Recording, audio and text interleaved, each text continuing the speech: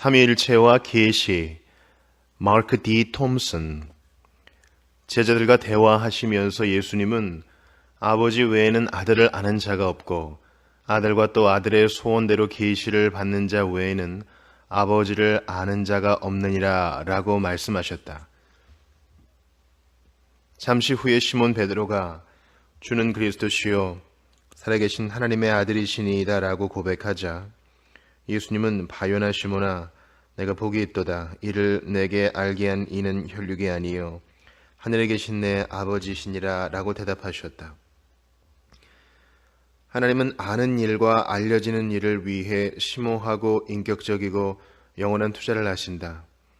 이를 달리 표현하면 하나님은 창조된 시공간의 세계에서 그분의 피조물들에게 알려지시기 위해 주권적 은혜로 자신을 주신다.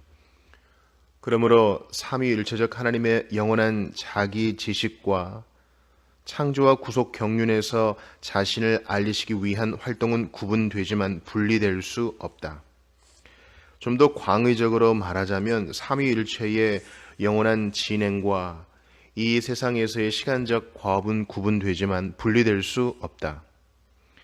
하나님에 대한 모든 인간적 지식 역시 실상은 삼위 하나님의 자기 지식의 부분 집합인 셈이다. 따라서 이 지식은 비록 우리의 인식론적 한계로 인해 부분적이며 주관적이지만 동시에 객관적이며 참된 것이다. 하나님에 대한 우리의 지식은 하나님의 본성과 뜻에 좌우된다. 사도 바울이 이에 대해 좀 더 설명한다. 신자로 하여금 아빠, 아버지라고 외치게 하시는 이는 성령님이시며 동일한 성령님이 아니고서는 예수를 주시라 부르는 것이 불가능하다. 자신을 계시하시는 하나님의 활동에 대한 삼위일체적 고찰은 새로운 발명품이 아니다. 신약 자체가 삼위일체 교리와 계시의 교리를 묻고 있다. 계시 없이는 삼위일체 교리는 존재할 수 없을 것이다. 이것은 그야말로 명백하다. 삼위일체 교리는 자연 신학의 결론이 아니다. 하나님의 영원한 존재와 본성의 묘사는 우리 주위에 있는 세상에 대한 우리의 묵상으로는 가능하지 않다. 아퀴나스가 말한 만물의 움직이지 않는 동작자, 원인 없는 원인, 조건 없는 조건자, 그리고 그 나머지도 모두 삼위일체일 필요가 없다. 아우구스티누스와 다른 이들이 지난 수세기에 걸쳐 주장했던 하나님의 삼위적 본질의 흔적 또는 반영에도 불구하고 삼위일체 교리가 그것에 대한 우리의 고찰로 인해 발생했다고 주장한 이는 아무도 없다. 그것들은 우리가 다른 곳에서 들었던 것을 희미하고 부분적이며 불완전하게 확인한 것일 뿐이다. 영원히 아버지시요 아들이시요 성령이신 한 분 하나님에 대한 지식은 자연적으로나 자동적으로 우리에게 다가오는 지식이 아니다. 누군가 우리에게 하나님이 바로 이런 분이라고 말해주고 보여주어야 한다. 달리 말하면 이 교리는 우리에게 주어지는 것이지 우리가 성취하는 것이 아니다. 하지만 어느 정도까지 그 반대되는 내용이 참일 수 있는가? 즉 삼위일체 없이 계시에 대한 다른 진정한 교리는 없다는 말인가? 물론 한 가지 차원에서 이것은 말이 안 된다. 유대교와 이슬람은 자기 자신과 자신의 뜻을 계시하시는 하나님이 삼위일체라는 그 어떤 제한도 지지하지 않으면서 계시의 교리를 가지고 있다. 일단 단 하나의 실체, 모나드가 기독교 신앙의 삼위일체 하나님처럼 자신을 효과적으로 알릴 수 없었는지에 대해서는 확실한 이유는 없는 것 같다. 말하자면 그것은 우리가 초월적인 하나님께서 창조된 세상의 구조 속에서 그리고 그에 의해 유지되는 모든 시간을 통해 자신을 알리신다는 것을 둘러싼 이 사안을 좀 더 면밀하게 살펴볼 때까지는 그러하다. 철학자들의 전문 용어를 빌려 말하자면 유한자가 어떻게 무한자를 포괄할 수 있으며 심지어 이해할 수 있겠는가? 따라서 계시의 문제에 직면할 때 중재의 필요성에 대한 질문이 제기된다. 초월적인 하나님은 중재라는 방식 없이 직접 알려질 수 있는가? 범신론, 판테이즘 또는 만유죄신론, 판넨테이즘에 빠지지 않게 하는 지식, 곧 창조자와 피조물의 구분에 대한 인식은 우리의 삶에 어떤 영향을 끼치는가? 나로 말미암지 않고는 아버지께로 올 자가 없느니라 라는 예수님의 말씀은 하나님 편에서의 언약적 결정에 대한 언급인가, 아니면 하나님의 참된 본질과 하나님이 피조물에 대해 항상 관계하시는 방식에 대한 어떤 것을 반영하는가? 본장의 근본적인 구조를 제공하는 두 가지 질문은 다음과 같다. 우선 하나님의 영원하신 삼위일체의 본성이 일반 계시에 있어서, 그리고 특별히 기독교의 계시 교리에 있어서 얼마나 필요한가? 그렇다면 하나님의 영원한 삼위일체의 본질이 기독교의 계시 교리에 주는 구체적인 형태는 무엇인가? 참되고 효과적인 계시를 위한 하나님의 삼위적 존재와 본질의 필요성. 첫 번째 질문에 대한 성경적 대답은 내가 시작할 때 인용한 말씀에 명백히 드러나 있다. 아버지 외에는 아들을 아는 자가 없고, 아들과 또 아들의 소원대로 계시를 받는 자 외에는 아버지를 아는 자가 없느니라. 마태복음 11장 27절. 유사한 확신이 요한복음 서원에도 발견된다. 본래 하나님을 본 사람이 없으되 아버지 품속에 있는 독생하신 하나님이 나타내셨느니라. 요한복음 1장 18절. 그 무엇보다 가장 직접적인 진술은 이미 언급한 바 있는 예수님의 말씀이다.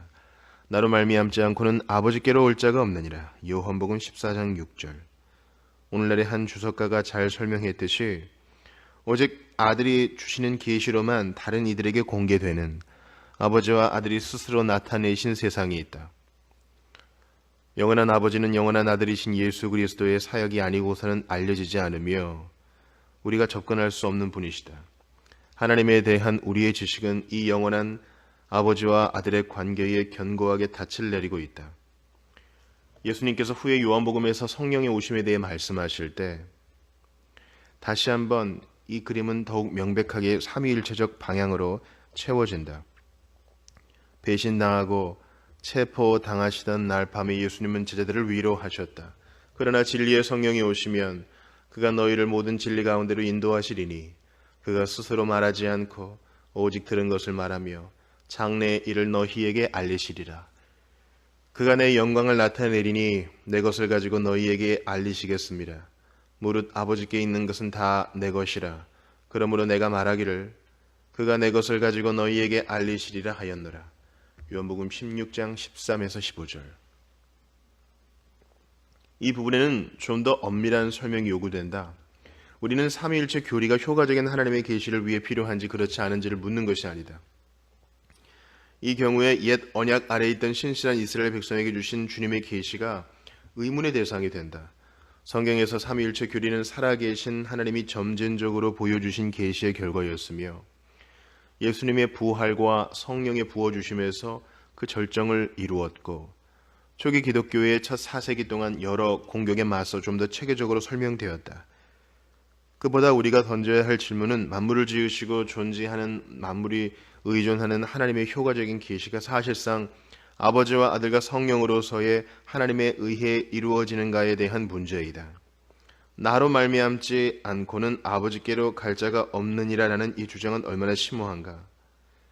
하나님의 지식을 가질 수 있도록 그 일을 가능하게 만드는, 아니 그저 단순히 가능한 게 아니라 유일하게 가능하게 만드는 아버지와 아들과 성령의 관계는 무엇인가?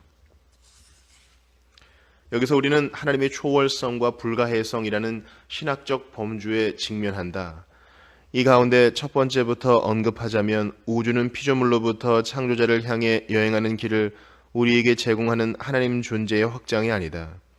하나님은 우주를 무에서 엑스 니힐로 창조하셨는데 이는 그분 자신과 완전히 다른 어떤 것으로 창조하신 것이다.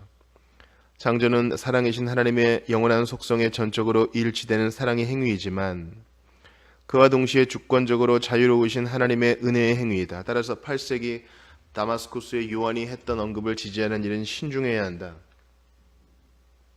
선하시고 지극히 선하신 하나님께서는 자기 응시, self contemplation으로 만족하지 않으시고 그분의 유익을 누리고 그분의 선함을 공유하도록 어떤 것들이 존재하기를 그분의 굉장한 선하심으로 인해 바라시기 때문에 하나님은 아무것도 없는 데서 보이는 것과 보이지 않는 것을 존재하게 하시고 창조하셨다. 이런 언급은 하나님에게 어떤 결함이 있는 것 같은, 즉 피조물이 없다면 하나님의 영원한 존재가 만족스럽지 않은 것 같다는 암시를 준다. 그럼에도 이것이 다마스쿠스의 요한의 의도는 전혀 아니었다. 주권적이며 자기 충족적이신 하나님은 당신의 영원한 삼위일체적 삶을 채우기 위한 창조가 필요하지 않다. 그럼에도 하나님은 자신을 넘어서서 그리고 그분의 뜻과 떨어져서는 계속 존재하지도 않고 존재할 수도 없는, 그러나 존재의 차원에서 여전히 구별되는 완전히 다른 존재를 지으시기로 선택하셨다. 하나님의 자존성에 대한 고대 교리는 아버지와 아들과 성령으로서의 하나님의 영원한 관계와 피조물을 초월한 그분 활동의 근거가 되는 충만한 생명을 증언하는 하나님의 자기 충족성을 확증함으로 정확히 바로 이 요점을 언급한다. 이 교리는 성경의 보증을 받는데, 첫째는 불타지 않는 떨기나무에서 스스로 있는 자라는 자신의 이름을 모세에게 알려주신 말씀과, 둘째는 아버지께서 자기 속에 생명이 있음 같이 아들에게도 생명을 주어 그 속에 있게 하셨고라는 예수님의 말씀이다. 마찬가지로 성령님께서도 생명이시자 생명의 수여자이시다. 자존성의 개념은 때때로 하나님의 독립성 또는 하나님께는 우연성이 하나도 없음을 지시하는 좁은 의미로 사용되어 왔다. 하지만 이 속성을 삼위일체적 용어로 이해하면 그것은 대립적인 개념을 훨씬 넘어서는 그 이상의 것이다. 존 웨스턴은 이를 다음과 같이 설명한다.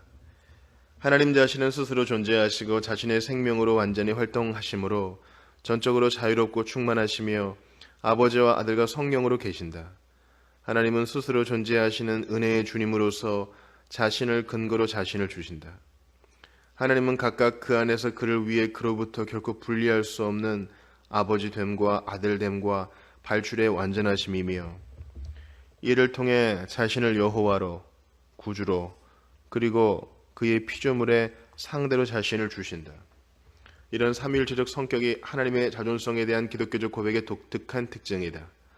삼위일체적으로 고찰할 때 하나님의 자존성은 계시를 막는 방해거리가 아니라 도리어 본질적 전제이다. 엄밀히 말하자면 하나님은 자신 안에 생명을 지니시고 스스로 충분하시며 이 생명과 충분성이 외부 행위 ad extra와 내부 행위 ad intra의 측면을 지니기 때문에 하나님의 본질과 속성에 대한 그 어떤 타협 없이도 계시의 자유로운 행위가 가능하다.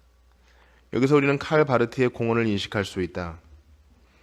하나님에 대한 성경의 증거는 하나님 자신과는 구별되는 모든 것에 대한 하나님의 초월성을 인식한다. 이런 인식은 자신으로부터 구별되는, 즉 모든 조건으로부터 완전히 결정적으로 자유로운 그 자체의 구별에서뿐만 아니라 더 나아가 자신의 구별과 자유를 희생하지 않고서 그 구별됨을 시행할 때 하나님은 창조자와 화목자와 구속자로서의 활동 안에서 초월적인 자신과는 구분되는 차원에서의 피조물과의 교제를 시작하시고 신실하게 유지하신다. 초월성의 이론론적 개념은 계시에 대한 어떤 제한도 문제가 있는 것으로 만든다. 다른 모든 것과 완전히 구별되고 존재론적으로 멀리 있는 존재가 어떻게 창조된 질서 안에 자신을 나타낼 수 있겠는가?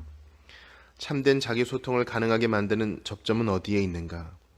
하지만 자존성의 삼위일체적 개념은 초월성을 그저 대립적이고 고립된 것으로까지 여기게 하는 것이 아니라 관계적인 것으로 이해하게 한다. 만일 하나님 안에 충만한 생명이 가장 근본적으로 관계적이며 그것이 자유와 생명의 수여자가 되게 하시는 것이라면, 마찬가지 비유로 하나님의 자기 지식의 충만하심은 자신의 계시와 존재를 통해 그의 피조물에게 자신을 알리시려는 하나님의 능력과 결정을 수행하게 만든다. 하나님의 초월성은 고립되었다고 말할 수 있을 정도로 구별되는 것이 아니라 모든 측면에서 하나님의 주가 되심을 의미하는 것이다. 더욱이 하나님의 주되심은 그에 관한 다른 모든 것과 마찬가지로 반드시 삼위일체적 방식으로 이해해야만 하며, 따라서 이는 하나님의 영원한 관계의 특징인 아심과 알려지심, 사랑하심과 사랑받으심의 역동성이 내용으로 주어진다. 그 다음으로 이것은 하나님의 불가해성 교리에 대해 생각하게 만든다. 전형적으로 하나님의 초월성은 그 자체로 약간의 불가해성 개념을 지닌다. 이것을 하나님을 말로 표현할 수 없다는 것과 혼동해서는 안 된다. 말하자면 하나님은 인간이 완전히 알 수 없으며 모든 인간의 이해를 완전히 초월하며 모든 인간의 언어와 개념을 완전히 초월하는 분이라는 의견, 그리고 가장 강력한 형태로 자아 참조적 비일관성, self-referentially incoherent와 혼동해서는 안 된다는 말이다. 이와는 반대로 불가일성은 인간의 유한성이나 오류성 때문이 아니라 하나님 자신의 완전성으로 말미암는 하나님에 대한 진정한 지식을 인정한다. 하나님의 위격과 속성과 뜻은 무궁무진하다. 하나님의 생각과 길은 피조물의 생각과 길보다 훨씬 더 높을 뿐 아니라 하나님은 가까이 가지 못할 빛에 거하신다. 그럼에도 하나님은 여전히 그분이 선택하신 방법으로 참되게 알려주시며 하나님이 나를 아신 것 같이 내가 하나님을 알게 될 날이 올 것이다. 불가일성 교리는 하나님의 위격이나 하나님의 계시된 뜻에 관한 불가지론, Gnosticism의 기초가 될 때 잘못 사용되고 만다. 그러나 불가일성 교리를 삼위일체적 구조로 표현한다면 이것은 우리에게 하나님의 존재와 속성에 대한 중요한 측면을 참되이 알려준다. 불가일성은 결국 하나님의 본질에 대한 증언, affirmation이다. 오늘날의 한 작가는 이것을 다음과 같은 방식으로 설명한다. 신적 불가해성이 우리가 하나님에 대해 충분히 알지 못하기 때문이거나 감히 삼위일체 하나님에 대해 말할 수 없기 때문에 발생하는 것이 아니라는 주장에 암시된 경고를 주목하는 일은 중요하다. 도리어 우리가 하나님의 삼위일체적 자기 계시 안에서 하나님을 알고 있으며 다른 이름으로는 하나님을 부르고 싶지 않다고 느끼기 때문에 하나님의 불가해성은 반드시 강조되어야 한다. 하나님에 대해 우리가 알고 말할 수 있는 모든 것은 우리로 하여금 하나님을 이해하게 하는 것이 아니라 기독교 신앙을 구성하는 것으로서 우리가 선물로밖에 받을 수 없는 하나님의 자기 교제로 되돌아가게 만든다. 그렇다면 불가해성은 삼위일체 하나님의 주되심에 대한 또 다른 표현이다. 하나님은 우리의 지식을 통해 파악되거나 속박당하지 않는 분이시다. 하나님의 계시가 그분의 존재와 활동을 완전히 고갈시키지 않는다는 것은 사실일 뿐더러 칼 헨리가 잘 지적한 것처럼 주권적 구속자는 자신을 어떻게 알리실지 그 방법까지 결정하는 분이시다. 토렌스는 이것이 무엇을 의미하는지를 다음과 같이 쓰고 있다. 하나님께서 우리를 가까이 하시고 그리스도의 속죄적 희생 제사를 통해 우리로 하여금 하나님께 가까이 가게 하시고 그리스도와 그의 영을 통해 하나님을 알고 하나님께 나아가게 하실 때조차 어떤 실제적 차원에서 아버지와 아들과 성령으로서 자신의 영원한 존재의 내적 관계 안에서 하나님은 성육신으로 인한 가시성 안에서의 불가시성을, 가해성 안에서의 불가해성을 포기하지 않으신다. 그러므로 하나님은 우리가 온전히 이해하거나 표현할 수 있을 정도까지 하나님 자신에 대한 지식을 축소하지 않으신다. 하나님의 고갈되지 않는 완전하심의 배경으로 삼아 해석되는 하나님에 대한 참된 지식에 대한 이런 사상은 약간 다르게 그리고 좀 덜 삼위일체적인 방식으로 계시되는데 곧 마틴 루터가 했던 유명한 말인 숨겨지고 계시된 하나님이라는 문구이다. 루터는 이전에 하나님의 행위를 특징지었던 표현, 하나님은 반대의 형식을 통해 감추어진 방식으로 행동하신다, 약함을 통해 강함을 드러내시고 죽음을 통해 생명을 주시는 것 등에 대해 언급하면서 하나님 그분의 숨겨지심에 대해 이렇게 말한다. 그러므로 하나님은 반드시 그분 자신의 위엄하심 그대로 남겨줘야 한다. 이 점에 관한 우리는 아무 할 일이 없으며 하나님은 우리가 무언가 해야 할 일을 의도하지도 않으신다. 그러나 시편 기자가 하나님께서 자신을 보여주시고 아름다움과 영광 가운데 옷 입으심을 찬미하듯이 하나님께서 그분 말씀 안에서 우리에게 계시될 때 우리는 무언가 할 일이 있다. 하나님의 고갈되지 않는 완전하심은 사랑과 빛 안에서 그분의 피조물을 향하신 하나님의 활동이 그분이 실로 누구신지에 대한 타당한 생각을 나타내 주심에 있어서 궁극적으로 관계적이기 때문에 침묵이나 부정신학으로 끝나지 않는다. 계시는 하나님의 무조건적이며 주권적인 활동이지만 또한 전적으로 적합한 활동이기도 하다. 이것을 인식한다면 우리는 하나님의 존재와 속성의 깊이를 알 길 없는 미궁에 빠지기보다는 계시된 것에 관심을 기울이게 된다. 감추어진 일은 우리 하나님 여호와께 속하였거니와 나타난 일은 영원히 우리와 우리 자손에게 속하였나니 이는 우리에게 율법의 모든 말씀을 행하게 하심이니라.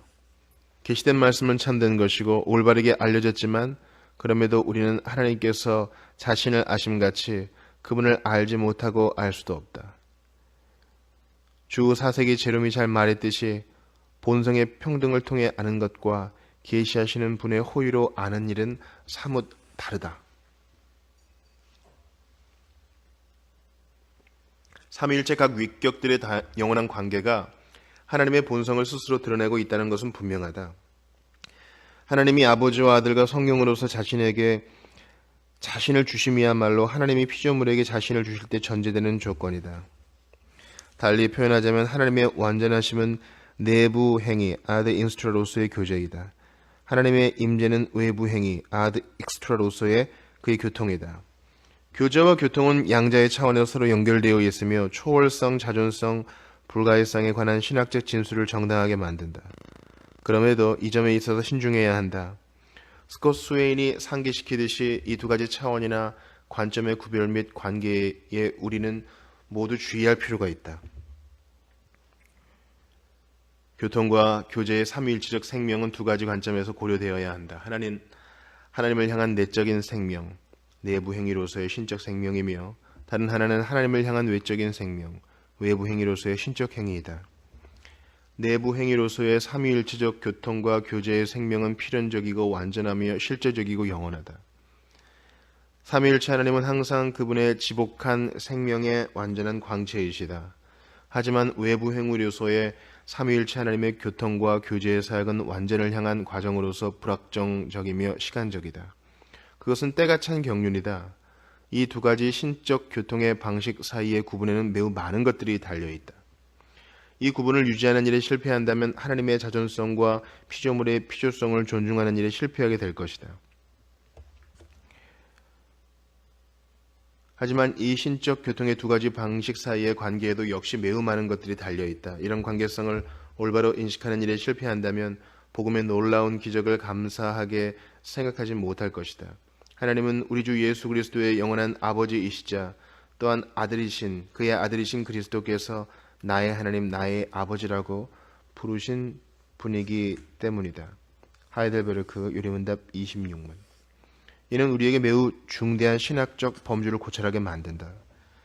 이런 고찰은 하나님께서 자신의 완전성을 위험에 빠뜨리지 않고 자신과는 다른 어떤 것으로서 세상에 관여하셔야 하는 것은 아닌지를 요구하는 것처럼 보인다.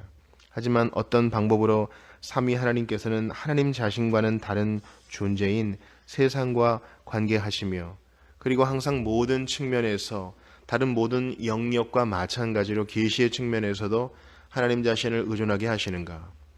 전개되는 성경 내러티브를 보면 하나님께서 목적하신 대로 피조 세계를 존재시키고 유지하시며 섭리하시는 방편으로서 하나님 말씀의 중요성이 나타난다. 시편 기자는 다음과 같이 노래한다. 여호와의 말씀으로 하늘이 지음이 되었으며 그 만상을 그의 입 기운으로 이루었도다. 그가 말씀하심에 이루어졌으며 명령하심에 견고히 섰도다. 시편 33편 6, 9절. 이런 고찰은 매우 중대하다. 이렇게 생각할 때 창조된 세상은 하나님의 진정한 창조물로서 존재할 뿐 아니라 하나님 그분 존재로부터 발현된 것이거나 하나님의 자기 존재가 확장된 것이 아니라 진정한 의미에서 다른 것으로 존재하기 때문이다. 나아가서 이것은 창조에 관한 하나님의 자유와 주권에 대한 우리의 인식을 보증해 준다. 피조물의 타성은 하나님의 말씀으로 말미암아 존재하게 되었을 뿐만 아니라 하나님의 말씀을 들을 수 있고 하나님과 함께 교제하도록 부르심을 받았다는 점에 존재한다. 이 말씀은 하나님이 하신 말씀이며 수신자들이 들어야 할 말씀이며 성경 이야기의 동력을 제공하는 원천이다. 이 성경 이야기란 곧 창세기에 기록된 축복의 말씀과 에덴 동산의 심판 한가운데서 선포된 약속으로부터 시작해서 아브라함을 부르시고 모세에게 사명을 주시고 애굽에서 구원하신 이후 산에서 말씀하시고 선지자들에게 말씀을 주시고 마지막으로 말씀 그 자체이신 그분이 오실 때까지를 말한다. 옛적의 선지자들을 통하여 여러 부분과 여러 모양으로 우리 조상들에게 말씀하신 하나님이 이 모든 날 마지막에는 아들을 통하여 우리에게 말씀하셨으니 이 아들을 만유의 상속자로 세우시고 또 그로 말미암아 모든 세계를 지으셨느니라. 히브리서 1장 1, 2절. 당신의 피조물을 향한 하나님의 다루심에 대한 모든 성경의 설명이 하나님의 말씀, 곧 빛이 있으라라는 창세기 1장부터 진실로 내가 속히 오리라라는 요한계시록 22장까지의 틀 안에 들어있다. 하나님이 말씀하시다는 것만큼 어떤 활동도 이보다 더 특징적이거나 성경에 더 빈번하게 언급된 것이 없다. 신적 중계에 대한 필자의 논의에서 말씀에 탁월한 지위를 부여하는 것은 외부 행위뿐만 아니라 내부 행위에 있어서까지 하나님의 교통과 교제에 대한 본 고찰에 매우 합당하다. 교통은 하나님의 본질에서 낯선 것이 아니라 필수적인 것이다. 기독교 삼위일체적 유신론은 케빈 벤 후저의 표현을 빌려 말하자면 교통적, communicative 유신론이다. 이런 묘사는 살아계신 하나님이 인간의 종교적 광신의 투영일 뿐인 우상들과 구별되는 방식으로서 합당한 탁월성을 제시한다. 우상들은 입이 있지만 말하지 못한다. 우상들은 오이밭에 있는 허수아비들과 같아서 말을 할 수 없다. 나무에게 깨라 하며 말하지 못하는 돌에게 일어나라 하는 자에게 화 있을진저 그것이 교훈을 베풀겠느냐. 하박국 2장 19절. 하지만 하나님은 말씀하셨고 말씀하시는 하나님이시다. 크리스토퍼 슈베벨은 이를 다음과 같이 묘사한다. 하나님에 관해 그리고 하나님과 함께하는 대화는 창조로부터 하나님 왕국에서 하나님과 그분 피조물의 대화가 완성되기까지 하나님께서 피조물과의 대화에 참여하신다는 바로 그 사실에 기초한다. 더 나아가 세상의 존재가 하나님이신 대화 안에 근거하도록 하나님이 그분 피조물과의 대화에 참여하신다는 것은 대화로서의 하나님 자신의 존재에 기초한다. 성자의 성육신이 요한복음에 다음과 같이 묘사된 것은 바로 말을 통한 묵상이라는 이런 큰 그림의 배경 속에서 이루어진 것이다. 말씀이 육신이 되어 우리 가운데 거하심에 우리가 그의 영광을 보니 아버지의 독생자의 영광이요 은혜와 진리가 충만하더라. 요한복음 1장 14절. 이스라엘 역사를 통해 구두로 말하여진 말씀은 하나님의 창조세계 안에서 사람 되신 예수 그리스도를 통해 이루어진 하나님의 살아계심과 행동하심을 이해할 수 있는 해석적 뼈대를 제공한다. 그와 반대로 그 말씀들이 항상 가리키고 있는 것처럼 예수 그리스도의 성육신한 삶과 죽음과 부활은 그 말씀들을 확인하고 명확하게 한다. 예수님 안에서 특히 하나님과 인간 피조물 사이에 이런 화해는 더욱 깊이 있는 것으로 여겨진다. 진실로 하나님이신 분으로서 예수 그리스도 안에서 하나님은 당신 자신과 동일한 계시를 우리에게 주셨다. 그와 동시에 창조된 질서의 한 부분이며 진실로 사람이 되신 분으로서 예수님은 참으로 합당하게 하나님과 사람 사이의 한 분이신 중보자가 되실 수 있었다. 이는 다양한 문맥에서 토렌스가 주장한 요점이다. 성자 또는 말씀의 성육신은 하나님에 대한 우리의 모든 지식에 있어서 인식론의 핵심을 구성하는데 공간과 시간 세계의 중심을 두고 또한 하나님 자신 안에 중심을 둔다. 토렌스는 좀 더 집요하게 다음과 같이 말한다. 예수 그리스도는 진실로 하나님 가운데 하나님이시며 참으로 사람 중에 사람이시기에 그리스도 안에서 우리는 이 세상의 피조물로서 그분께 대한 우리의 지식이 하나님 자신의 실제에 놓여 있기 때문에 하나님을 알 수 있게 된다. 이 지식은 우리가 상상해내거나 우리 자신으로부터 나오거나 신화적으로 하나님께 투영한 것이 아니라 바로 그분 자체 안에 근거하며 통제된다. 도렌스는 만물이 예수 그리스도 안에서 우리를 향하신 하나님의 자기 교통의 실제에 달려있다 라고 올바르게 말하기는 하는데, 그렇다면 성령님은 어떠하신가? 성자께서 이 세상에 보내심을 받은 것 같이 성령님 역시 보내심을 받지 않았는가?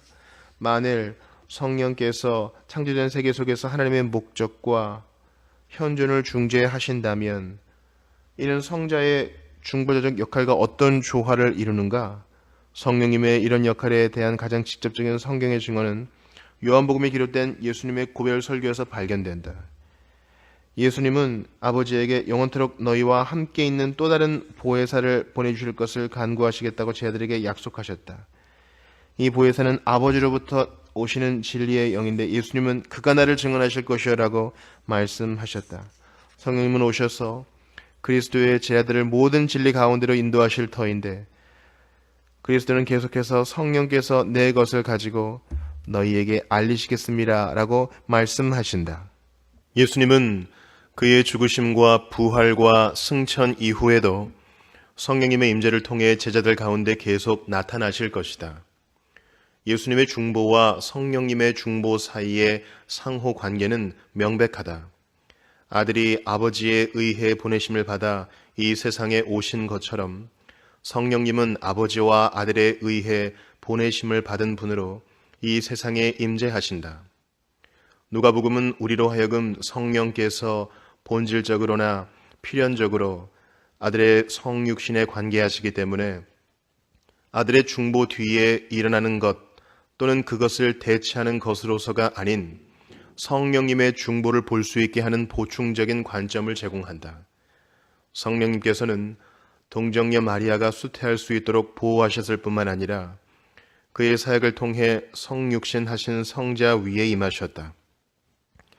성령님께서는 메시아를 시간과 공간 안에 두시는 신적 중재자이시다. 특별히 이것은 누가복음에서 다윗의 후손이신 예수님의 정체성을 통해 수행되는데 모든 메시아적 약속들이 바로 이 정체성에 붙어 있다. 이는 히브리서 기록자가 다음과 같이 말함으로 절정에 이른다. 하물며 영원하신 성령으로 말미암아 흠 없는 자기를 하나님께 드린 그리스도의 피가. 히브리서 9장 14절. 그리스도의 중보와 성령님의 중보는 두 가지로 분리되는 중보가 아니라 풀 수 없을 만큼 서로 강력하게 묶여 있다. 하나님의 영원하신 삼위일체적 생명에 있어서 말씀과 성령이 서로 함께 속해 있다는 칼뱅의 주장에는 매우 심오한 이유가 있다.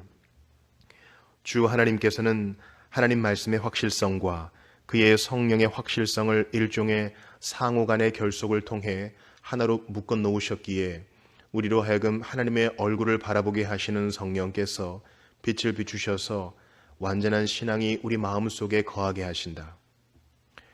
또한 우리가 속는 것이 아닌가 하는 두려움 없이 그 자신의 형상, 즉 말씀 안에서 성령을 인식할 때 바로 그 성령을 받아들일 수 있다. 하나님의 영원하신 삼위일체적 본질 외에도 하나님의 초월성과 자존성과 불가해성의 실체를 구성하는 하나님의 아심과 알려지심을 통해 신적 계시라는 총체적 사상은 명백하게 해결되기 시작할 것이다. 하나님이 만드신 모든 것과 구별되며 하나님이 존재하게 하신 피조물의 도움도 필요 없는 유일한 신적 존재에 의한 계시는 이미 내가 말한 바와 같이 논의할 여지가 있어 보인다. 그러나 우리와 우리의 창조된 존재, 불확실하고 제한된 창조된 존재를 향하신 하나님의 위격과 그분의 목적을 위한 참된 중보가 성령님에 의해 이 세상에서 그리스도로 확인되고 기름 부음 받으신 하나님이자 사람이신 성자에게 주어졌다. 그리스도 안에서 필연적인 존재와 조건적인 존재가 영원과 시간이 그런 것처럼 하나로 합쳐진다.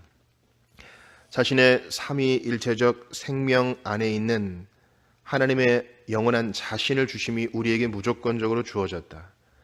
이는 우리와 하나님이 창조하신 모든 것에 대한 하나님 자신과 그분의 목적에 대한 지식을 우리가 볼 수 있도록 하나님이 인간에게 다가오심이라는 그 주권적인 표현을 통해 주신 것이다. 이것은 계시를 가능하게 하고 하나님께서 자신이 실제로 누구신지를 알리시는 것을 우리로 하여금 보게 하시는 삼위일체에 대한 기독교 신앙 고백의 심장에 놓여 있는 하나님의 역동적인 관계적 본질이다. 그의 아들의 또는 말씀의 성육신을 통해 또한 그리스도를 통한 성령의 중보하심으로 하나님 아버지는 그저 우리에게 가까이 계신 분으로 남아있는 것이 아니라 우리에게 인간적인 지식에 당신 자신을 열어 보여주셨다. 그리스도 예수를 통해 바울이 잘 표현하고 있듯이 한 성령 안에서 우리는 아버지께 나아감을 얻었다. 하나님의 삼위일체적 존재와 본질에 의해 형성된 계시. 삼위일체 하나님의 계시는 엄밀하게도 그분 하나님의 활동이기 때문에 특별한 성질이 있다. 그 계시가 일반 계시이든지 창조된 질서의 구조를 통해 모든 장소와 시간 안에서 모든 사람에게 전달되는 한정적 계시, 특별 계시이든지 특정한 시간과 장소에서 특정한 사람들을 향한 좀 더 직접적이며 집중된 사건으로서의 계시, 이스라엘의 선지자들에게 주신 계시, 예수님께서 제자들에게 주신 계시, 이 모든 날 마지막에 사도들이 그리스도의 제자들에게 준 계시, 특별 계시이든지 간에 계시의 방향은 하나님으로부터 피조물을 향한다. 하나님은 여러 다양한 방식으로 다양한 방편을 통해 당신 자신과 당신의 목적을 알려주신다. 그러나 알려주시는 분이 하나님이시며 하나님은 다른 사람이 아닌 자기 자신을 알려주시기 때문에 우리는 하나님의 계시적 활동의 방식을 인식할 수 있다. 마찬가지로 하나님의 자기 계시가 전 피조 세계를 통해 밝게 빛나는 한편 그 계시를 받는 중심 대상은 하나님이 대화의 상대자로 창조하신 사람이기 때문에 우리는 사람의 언어와 말과 개념이 여기서 중대한 역할을 한다는 것을 기대할 수 있다. 기독교 사상가들은 1950년대부터 신적 계시에 대한 삼위일체적 형태에 특별한 관심을 갖기 시작했다. 이는 20세기 중반 이후 삼위일체적 사상에 있어서 르네상스 시대를 이끈 개신교 신학자로 자리매김한 칼 바르트의 연구의 영향 때문이었다. 바르트는 다음과 같이 강조했다. 계시에 대한 기독교의 개념은 이미 그 안에 삼위일체적 문제를 내포한다. 우리는 삼위일체 교리를 먼저 표현하지 않고서는 계시에 대한 개념을 분석할 수 없다. 왜 그러한가? 이에 대한 바르트의 대답은 몇 페이지 앞에 있다. 하나님이 자신을 계시하신다. 그는 자신을 통해 자신을 계시하신다. 그는 자신을 계시하신다. 하나님이 주체와 객체이시며 계시의 방편이시다. 이런 사실은 계시가 본질적으로 인격적이며 왜 하나님의 위격을 제외한 상태에서 접근하거나 이해할 수 있는 이론적 지식의 문제가 아닌지를 확실히 인정해야 하는지의 이유가 된다. 계시의 목적은 하나님에 관한 지식이 아니라 하나님의 지식이다. 그럼에도 바르트가 분명히 하나님의 계시의 인격적 속성을 강조하고 있기는 하지만 이것은 근본부터 하나님의 자기 계시이다. 그 이상의 어떤 것을 강조하고 있다. 신적 계시는 하나님의 영원하신 삼위일체적 본질과의 직접적인 관련성으로서 삼중적 특징을 지닌다. 계시를 실행하시는 분이 하나님이시다. 또한 계시되는 분 역시 하나님이시다. 하나님 자신이야말로 이 계시가 발생하는 유일한 수단이다. 하나님이 말씀하신다. 하나님은 성자의 중보를 통해 우리와 함께 하신다. 하나님은 성령의 사역을 통해 우리를 그분 자신에게로 이끄신다. 이 점에 있어서 바르트의 강조점을 그의 오랜 논쟁 상대였던 에밀 브루너의 주장과 비교해 보면 도움이 될 것이다. 브루너는 명제적인 내용을 배제하고 계시와 인격적 속성을 지나치게 강조하는 경향이 있다. 계시의 인격적 속성을 지나치게 강조하는 경향이 있다. 마치 인격적인 것과 명제적인 것이 상호 배타적인 형태인 계시인 것처럼 말이다. 하나님께서 우리에게 주시고자 하는 것은 말씀으로는 주실 수 없고 오직 나타나심으로만 주실 수 있다. 하나님께서 위격으로 나타나신 하나님 자신으로서의 예수 그리스도가 진짜 선물이다. 하나님의 말씀은 그 궁극적 의미에 있어서 하나님으로부터 나온 말씀이 아니라 하나님이 인격으로 나타나셔서 하나님 자신이 말씀하시고 제시하시고 함께 하시는 임마누엘이시다. 여기서 문제는 브루너가 인정하고 있는 것에 있다기보다는 그가 부정하고 있는 것에 있다. 계시에 대한 추상적이며 분석적인 접근을 경고한 점에 있어서는 브루너가 확실히 옳다. 계시는 참으로 삼위일체 하나님과 그분 뜻의 계시이다. 또한 자신을 계시하시는 것이 필연적으로 하나님에 관한 진리를 드러내는 일과 관련되어 있기는 하지만 계시는 항상 매우 심오하고 필연적으로 인격적이다. 이 점에서 브루너와 바르트는 철저하게 뜻을 같이 한다. 하나님이 말씀하신 것은 하나님 자신으로부터 분리되어서는 절대로 어디에서도 알려지지 않고 진실도 아니다. 하나님의 말씀은 하나님 자신이 말씀하시기 때문에 또한 하나님이 말씀하신 그 안에 그리고 그것과 함께 하나님이 함께 하시기 때문에 알려지며 동시에 진실인 것이다. 하지만 바르트는 또한 이렇게 주장한다. 하나님은 진술 안에서 자신을 드러내시는데 언어라는 매개체를 통해서 실제로 사람의 말을 통해 자신을 계시하신다. 하나님의 말씀은 항상 선지자들과 사도들이 말한 이런저런 말이며 교회에서 선포된 말이다. 그렇다면 하나님 말씀의 인격적 속성은 그 언어적 또는 영적 속성을 업신여기지 않는다. 우리는 신적 계시가 틀림없이 관계적인 것이라고 말할 때 이 문제의 핵심을 더 깊이 다루게 된다. 콜린 건토는 계시로부터 연원되는 하나님의 지식에 대해 말할 때 상호 내주 사상을 주장하는 요한복음의 방식에 관심을 기울였다. 그가 언급하는 지식은 무엇보다도 먼저 위격들의 상호 관련성의 기능을 통해 익히 알므로 말미암는 지식이다. 그리스도께서 하나님을 해석할 수 있는 것은 예수 그리스도께서 아버지 품속에 있는 유일하신 하나님이시기 때문이 아닌가? 예수님의 대제사장적 기도라는 복음서의 마지막 부분에서 요한은 그들, 사도들의 말로 말미암아 나를 믿는 사람들에 대해 말하고 있지 않은가? 이 사람들은 예수님이 아버지께서 내 안에, 내가 아버지 안에 있는 것 같이 그들도 다 하나가 되어 우리 안에 있게 하사 세상으로 아버지께서 나를 보내신 것을 믿게 하옵소서라고 기도한 사람들이 아닌가? 다르게 표현하자면 가장 심오한 의미에서의 교통은 자신을 내어주는 것이다. 한 사람의 삶을 공유하여 공통적이게 만드는 것 말이다. 이것이 사람과 사람 간의 친교이며 교제이다. 하나님의 자기 계시는 그분의 영원한 관계성으로부터 발생하며 하나님이 그분의 피조물들에게 알려지는 방편이다. 하나님이 자기 자신을 알려주시기 때문에 이 피조물들은 피조물로서 그들 편에서 비로소 하나님과의 교제를 시작할 수 있다. 좀 더 분명한 삼위일체적 용어로 진술하자면 하나님의 계시는 성부와 성자와 성령의 계시이다. 물론 이는 예수님께서 나로 말미암지 않고는 아버지께로 올 자가 없느니라 라고 말씀하시고 바울이 어떻게 하나님 자신이 보내신 그의 아들의 성령께서 우리로 하여금 아빠, 아버지라고 부르게 하시는지에 대해 쓰고 있는 신약 성경에서 더욱 뚜렷하게 구체화되었다. 그러나 이런 관점에서 우리는 이스라엘을 향한 하나님의 다루심이 영원히 성부와 성자와 성령으로 역사하시는 하나님의 조치임을 볼 수 있다. 신실한 이스라엘이 알았고 믿었던 하나님과 그분의 약속은 선지자들이 하나님의 말씀을 선포할 수 있도록 아버지와 함께 성령을 주셨던 우리 주 예수 그리스도의 아버지의 약속이다. 예언은 언제든지 사람의 뜻으로 낸 것이 아니요 오직 성령의 감동하심을 받은 사람들이 하나님께 받아 말한 것입니다. 베드로후서 1장 21절.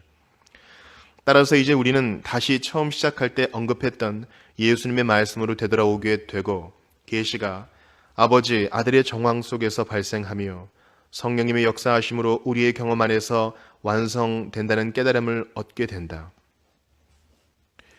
그럼에도 계시는 또 다른 각도로 볼 때 본질적으로 관계적인 것이다. 계시는 그 목적에 있어서 관계적이다. 다시 말하지만 요한복음이 바로 계시를 이런 방식으로 묘사하는 근거이다. 예수님은 당신을 반대했던 유대인들에게 구약 성경을 인용하면서 이렇게 말씀하실 수 있었다. 너희가 성경에서 영생을 얻는 줄 생각하고 성경을 연구하거니와 이 성경이 곧 내게 대하여 증언하는 것이니라. 그러나 너희가 영생을 얻기 위하여 내게 오기를 원하지 아니하는도다. 요한복음 5장 39, 40절. 이 성경 말씀에 나타난 하나님의 계시의 목적은 사람들이 그리스도 안에서 생명을 얻어 그리스도의 오심을 위해 그 길을 준비할 수 있도록 하나님의 약속을 선포하는 것이었다. 바로 이것이 요한복음 배후에 있는 목적이다. 예수께서 제자들 앞에서 이 책에 기록되지 아니한 다른 표적도 많이 행하셨으나 오직 이것을 기록함은 너희로 예수께서 하나님의 아들 그리스도이심을 믿게 하려 함이요 또 너희로 믿고 그 이름을 힘입어 생명을 얻게 하려 함이니라. 요한복음 20장 30, 31절. 피조물을 향한 하나님의 자기 계시는 자기 실현 또는 자율성을 목표로 하지 않는다. 그 대신에 이 계시는 그것을 알리시는 분에게 반응할 것을 요구하며 모든 측면에서 그분께 우리 전 생명이 달려있다. 이 계시는 믿음과 고백과 순종과 예배를 요구한다. 존 오웬은 성령에 대한 자신의 논문을 통해 계시와 반응과 하나님의 신적 본성을 함께 다루고 있다.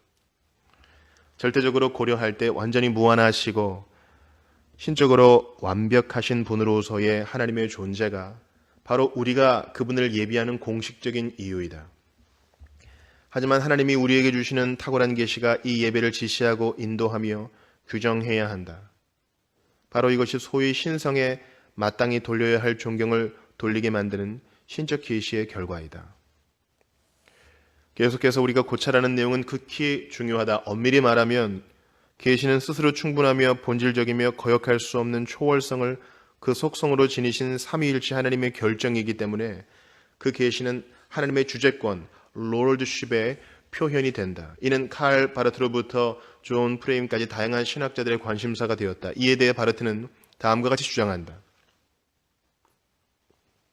삼위일체 교리의 견지에서 보자면 성경의 증언에서 발생하는 계시의 지식은 그 사건의 세 가지 모든 순간들에서 우리를 만나시고 당신을 우리에게 연합시키시는 주님 자신의 지식이다.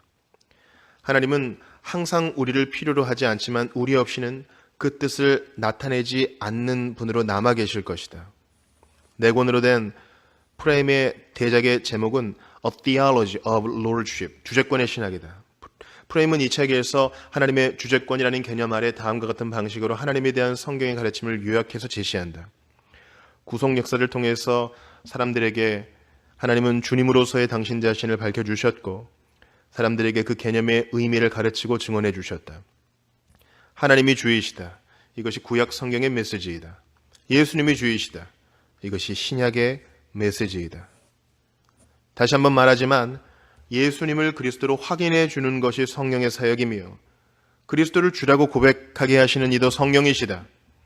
하나님의 주재권의 본질적인 상호 관련성은 하나님이 주시는 자신에 대한 계시가 권위적이라는 것을 나타낸다. 하나님은 주님이심을 그만두지 않으시며 하나님의 자신에 대해 알리시는 내용과 그분의 목적은 인간의 모든 사상 위에 있고 또한 그것을 판단한다. 폴 리퀘르의 비타율적 의존성. 비타율적 의존성의 비전과는 대조적으로 하나님의 계시는 우리 밖에서 오며 우리의 생각을 새롭게 한다. 계시는 우리에게 요구한다. 다른 이들이 주목했다시피 이것이 바로 계시에 항의하는 현대의 불법 행위가 중심 이유로 삼는 것이다. 이런 결론에 도달한 것은 사람들이 계몽주의, 즉 인간 개인의 자율성으로부터 물려받은 소중한 원리를 침해하는 것처럼 보일 것이다. 하지만 바로 이것이 하나님께서 자신과 그 밖의 모든 것에 대해 우리에게 알려주신 것이라면 이것은 그 자체로 하나님의 권위를 동반하며 이 권위는 우리 자신을 위해 진리를 분별하고 선악을 구분함에 있어서 우리가 지니는 그 어떤 주장도 뛰어넘는 것이다. 가장 중요한 문제는 하나님에 대한 우리의 생각이 아니라 하나님과 우리와 만물에 관한 하나님의 생각이다.